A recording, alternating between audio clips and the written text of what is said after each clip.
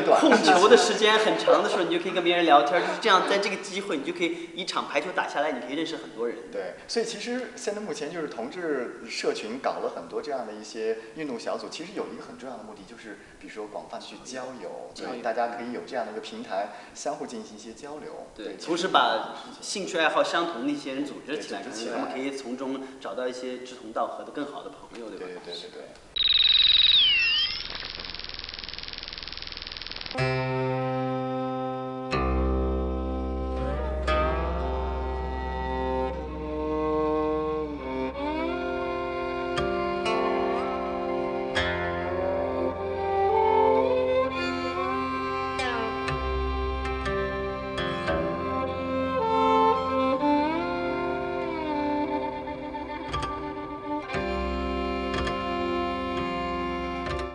Now, many people watching this might want to know, what is the gayest thing about the gay games? Somebody wrote on one, they had like, how do you call it, like a message board? And it says, thank you all for making me feel, thank you Sydney for first time in my life I felt like I was part of majority. And that is the gayest of all that I felt. Another thing, actually, for me personally, I saw a play called My Life as a Dyke. It was in a church, actually. The performance was done in a church, and there were 3 girls doing like monologues and short plays. And I was just sitting there and laughing like mad, because there were like 3 strangers doing a play and telling me about my life, who I was, you know, and I was like, I'm such a stereotype. I'm like, it's like, that's my life, how did they know, you know? It's like, I'm gay. Maybe that was like a month and a half ago. I was informed that there is a group of people who are interested to organize a China team to go to Copenhagen. And because I participated in gay games, they wanted me to go and say a bit about the whole process, like of registration, how do you go about it, what was going on, what is important to know. And I'm really, really excited about that, because I have to say, it's like in Sydney, when people saw that it was interesting when I was going through kind of like just before entering the opening ceremony, I saw some Chinese people who were living in Australia and like looking at me and suddenly going like, yeah, like how come I'm not representing China, you know, like, or like wouldn't that be a message, you know? And I'm just wondering, I think that people have a lot of prejudice of what is really happening internally here in China. It's like there are a lot of gay activists, there's a lot of stuff going on, and it was amazing to hear people's ideas and how they want to organize this, and I'm really proud to be part of it. I really kind of like, sadly, but that's how my life is, I didn't have a clue while I was living there about my sexual orientation, because it was just not part of the reality.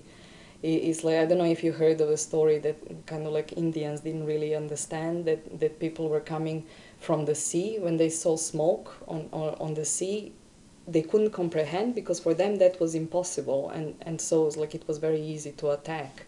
I felt like with coming out and being gay, it was a bit similar. Never ever thought of possibility of 2 women being together.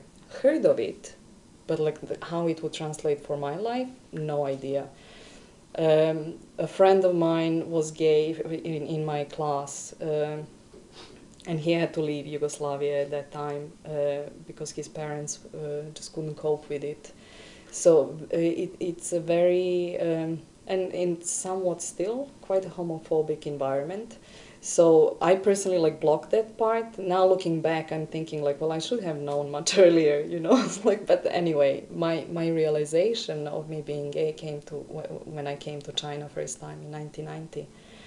And again, another reason why I wanted to represent China on gay games is that my awakening happened here. What about when you go back now?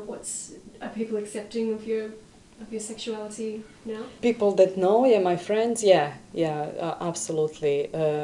I would still not be comfortable to hold hands if I was there with my partner, or to be open publicly. I don't think I would be okay with that. In that perspective, I feel much more free here. Culturally, it's acceptable, so people don't really ask questions. But also, I think it's much more developed here. I am excited. You know, like from one perspective, it's like Belgrade, capital of Serbia now, and former Yugoslavia, also had a bid for Olympics. And I remember when we were waiting for the news, and how we were all disappointed when we realized that we didn't get it. And then life kind of like from then on in Yugoslavia just went like downhill. And I had a completely different like experience being in China, from the moment of finding out that China got the Olympics, and then seeing how everything was developing, and how Beijing was changing.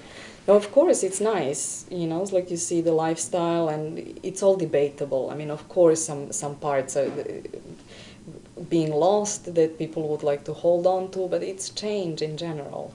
So I have been really excited with now that it's approaching. I'm realizing how life is actually now like the last like 100 meters run, almost like from the marathon of like all these like 6 years of preparation. I'm kind of like, okay, let's just do it and have it done and just see what's going to happen afterwards. What about the possibility of Beijing hosting the Gay Games? Do you think this is a possibility in the future? I would hope so. And if that is the case, I'm going to stay for that. Then I'm not leaving.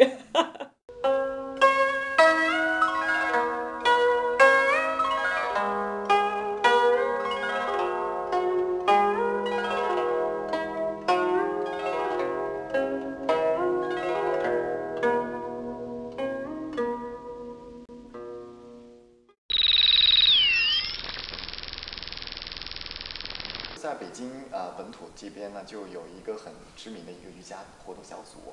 那么他有时候会经常参加一些同志的一些文化的一些交流活动，比如说一些什么样的演出啊什么的。对，据说瑜伽特别减肥。他们的那个，我想这个对同志来说是很重要的一个事。而且我确实发现那个瑜伽小组的各位小伙子身材都是相当的不错，他柔韧性都很强。但我好像没有那个天赋，我觉得。你可以试一下。身体挺硬的。那你太需要这个运动了。对，而且我发现这个瑜伽小组的一些活动的一些成员，他们的动作相当的优美。好像还有那个国标舞啊、国标舞、拉丁舞，好像都有。哦，但是那阵儿我想肯定都是不会是男女，肯定就是两个女孩。对，我好像看过一些照片，都是两个男的，对，两个女的在一块儿在跳国标。对，你比如说乒乓球，你说大家要怎么来设项目？男单、女单，还是说男双？混双怎么设定呢？是一个 gay 一个拉拉是混双，还是说一个1一个0也是混双？这个蛮有意思的话题。